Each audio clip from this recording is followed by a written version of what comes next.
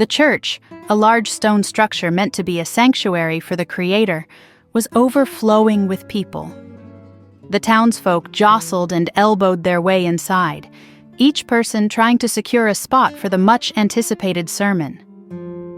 Outside the entrance, an old man stretched out his hand to dip his fingers into the holy water, but just as he was about to touch it, the crowd surged forward, pushing him aside. "Ay, be careful!" cried an old woman, nearly trampled by the wave of people. "You stepped on my foot." "Madre mia, it wasn't my fault," another person responded, already being pushed further into the church by the crowd behind him. The holy water had turned a murky green after countless hands had passed through it, but the older people in the crowd still managed to bless themselves thoroughly. They touched their necks, foreheads, and stomachs with the water, confident that the ritual would protect them from illness. One elderly woman muttered a prayer as she anointed herself, convinced that her stiff neck would be cured. The younger attendees, however, were less enthusiastic. They barely dipped their fingers in the water, some only touching it with the tips, while pretending to make the sign of the cross. "It's holy water, but it looks like it could make me sick," whispered one young woman to her friend, wrinkling her nose as she looked at the grimy liquid. Inside, the air was thick and difficult to breathe. The heat, mixed with the smells of sweat and incense, made some of the congregation fan themselves rapidly with hats and handkerchiefs. Despite the discomfort, no one wanted to miss the sermon, especially since it had cost the town an incredible sum of 250 pesos.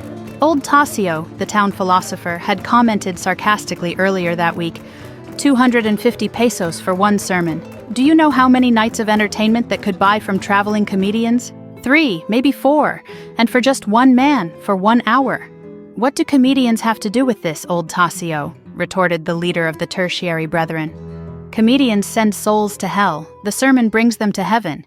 Even if it had cost 1,000 pesos, it would have been worth it." Tasio had laughed. "Perhaps you're right. Personally, I find the sermon more entertaining than any play." The leader scowled. "I don't find either amusing," he shot back, his face turning red with irritation. "That's because you understand neither," Tasio said with a wink, before walking away as the furious man shouted insults at his back. In the church, people shifted restlessly in their seats. The sermon had not yet begun, and many were already yawning. Children fussed, their cries echoing off the stone walls. Sacristans moved through the crowd, ushering the noisiest of the little ones out of the church. "Suffer little children to come unto me," muttered the leader of the Brotherhood of the Holy Rosary, recalling a biblical passage. "But only those who don't cry," he added under his breath, shaking his head. Not far away, an elderly woman in a worn Ogingon habit, Sister Pute, leaned down to whisper to her granddaughter, who knelt beside her. "Pay attention, child," Sister Pute scolded. "You're about to hear a sermon like the one on Good Friday." To make sure the little girl was paying attention, she pinched her arm. The child winced and wrinkled her face, but said nothing. Across the aisle, some men had squatted near the confessional and were dozing off. One of them, an old man, kept nodding off in time with the swinging incense burner. Sister Pute, thinking he was in deep prayer, hurriedly ran her fingers over her rosary beads, whispering a prayer of her own as she attempted to imitate his supposed piety. Ibarra stood near the back of the church, watching quietly. His eyes drifted toward Maria Clara, who knelt at the front near the altar. Her father, Capitan Tiago, sat among the officials, dressed in a fine frock coat. Some children who didn't know him whispered to each other, thinking he might be another town governor. At last, a rustle of movement signaled the arrival of the alcalde and his entourage.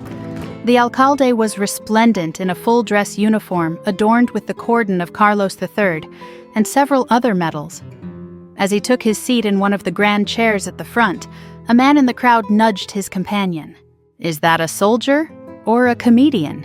he asked, pointing. "You fool," his friend whispered back. "That's Prince Villardo from the show last night." The alcalde, blissfully unaware of the comment, adjusted his medals and stared ahead with an air of dignity, entirely satisfied with his elevated status. The mass began with the ringing of bells, and the choir's voices rose to fill the space.